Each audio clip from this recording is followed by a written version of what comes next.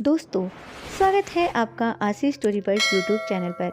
आज की कहानी है बुढ़ापा, एक इमोशनल स्टोरी। हर रोज की तरह दिनेश लाल जी अपने शाम के सैर सपाटे से लौट आए थे।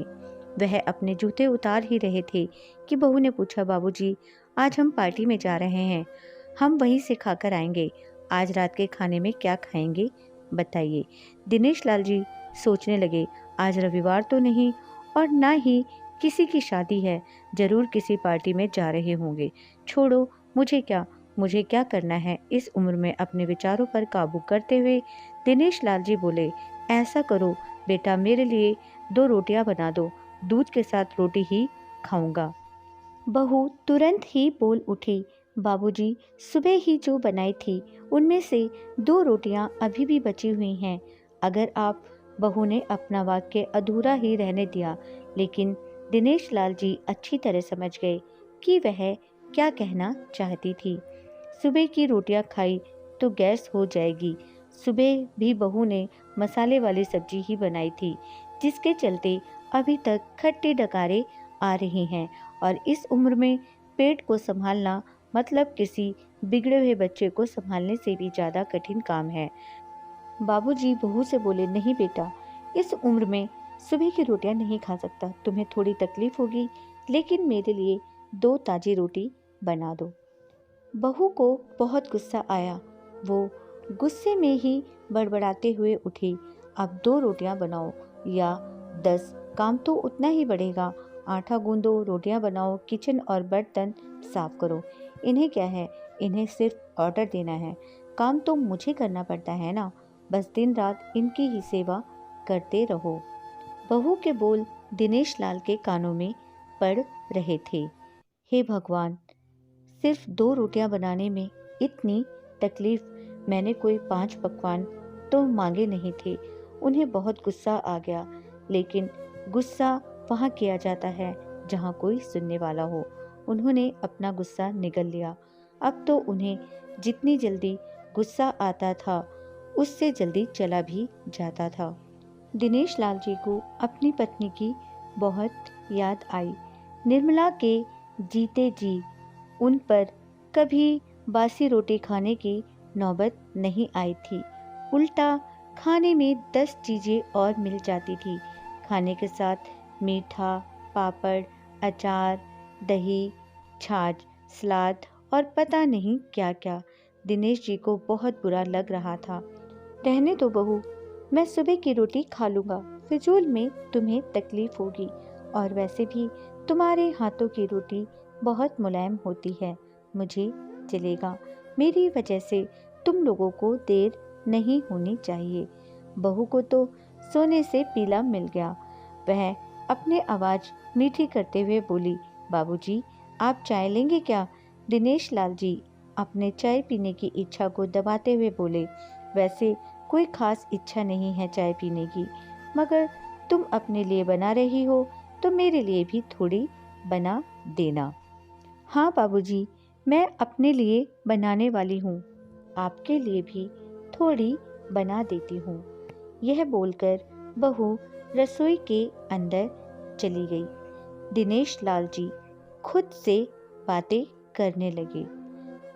अभी तो लाखों की जायदाद है मेरे पास, यह घर भी मेरे नाम पर है और खाते में भी लाखों रुपए पड़े हैं। कभी बेटा विषय निकालता है तो मैं बोलकर टाल देता हूँ कि मेरे बाद तेरा ही तो है सब कुछ, और फिर भी 1 कप चाय और 2 ताज़ी रोटियों के लिए तरसना पड़ता है। तो उन बूढ़ों का क्या होता होगा जिनके पास संपत्ति के नाम पर सिवा पुरानी यादों के कुछ भी नहीं होता। निर्मला को याद करके दिनेश लाल जी की आंखों में आंसू चमकने लगे और धीरे से गालों पर सरके। निर्मला के होते हुए उन्होंने घर का कोई भी काम नहीं किया था। आर्थिक जवाबदारी ओके के अलावा उनकी और कोई जवाबदारी नहीं थी। उनके व्यापार ने भी उन्हें अच्छा साथ दिया था। वह भी निर्मला से बहुत प्यार करते थे, लेकिन वह यह कभी जता या बता नहीं पाए। वह यह सच्चे दिल से मानते थे कि निर्मला उनके किसी पूर्व जन्मों के पुण्य का फल है। लेकिन जिंदगी की भागदौड़ में वह निर्मला की मन की इच्छाएं पूरी ना कर सके। उन्हें वैष्णो देवी जाना था, लेकिन हर बार यह यात्रा अगले साल के लिए पोस्टपोन हो जाती। घर बार और संसार की जिम्मेदारियां संभालते संभालते कब उनकी इच्छाएं उन्हीं के साथ चली गईं, पता ही नहीं चला।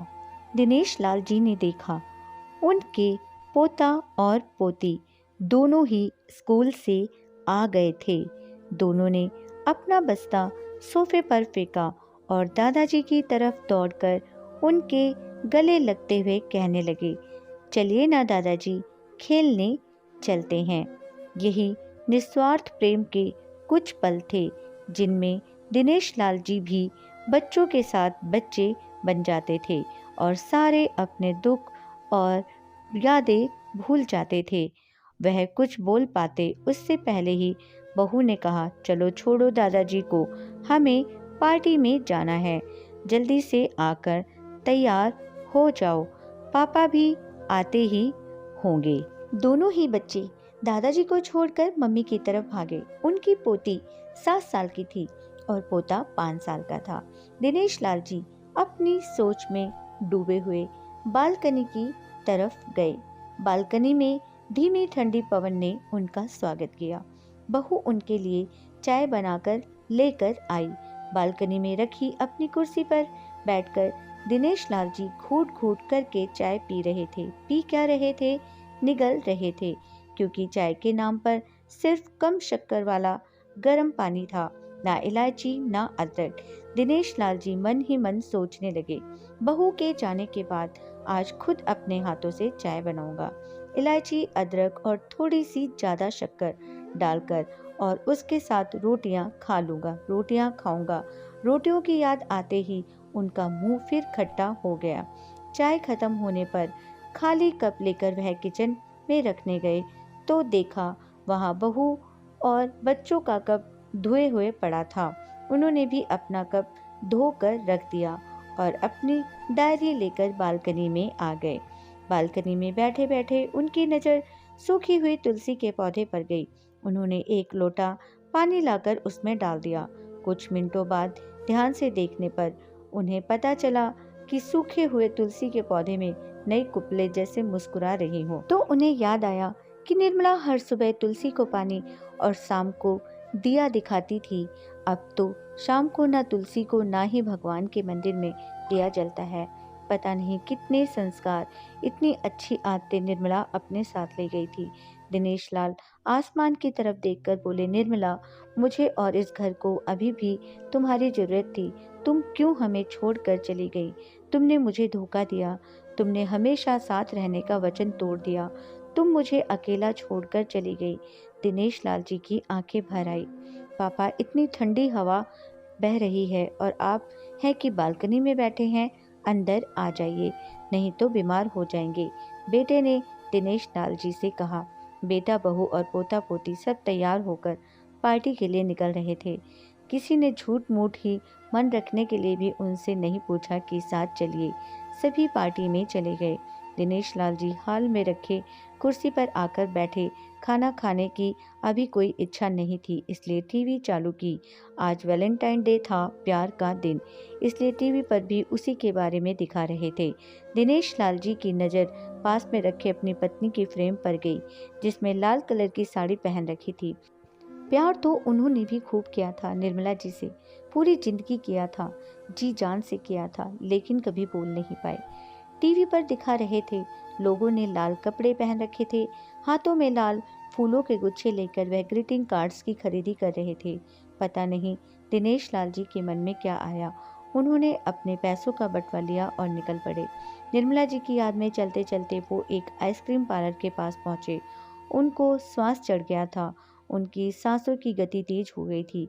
आइसक्रीम पार्लर के पास कुर्सी पर आकर वह बैठे ही थे, तभी वहां पर एक छोटी बच्ची आई जो गुब्बारे बेच रही थी।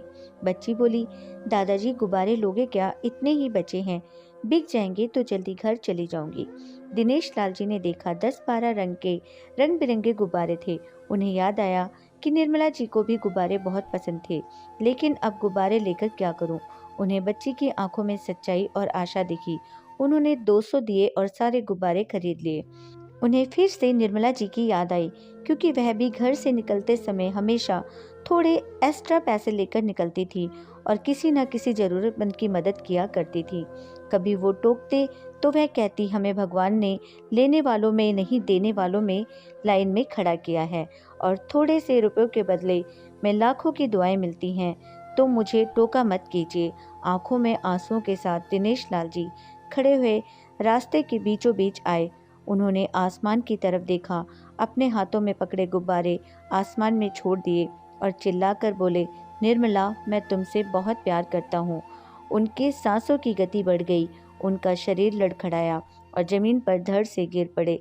आसपास के लोगों को कुछ पता भी न चल पाए, उससे पहले ही दिनेश लाल जी ने इस मोह माया की दुनिया को अलविदा कह दिया। उन्हें अपनी पत्नी से मिलने की बहुत जल्दी थी। दोस्तों, यह थी हमारी आज की कहानी। उम्मीद करती हूँ आपको पसंद आई होगी। आपका क्या कहना है इस कहानी के बारे में, हमें कमेंट करके ज़रूर बताइए। वीडियो को लाइक करके चैनल को सब्सक्राइब करना मत भूलिएगा प्लीज़। मेरा चैनल नया है, मुझे सपोर्ट कीजिए। आपका कीमती समय देने के लिए दिल से शुक्रिया।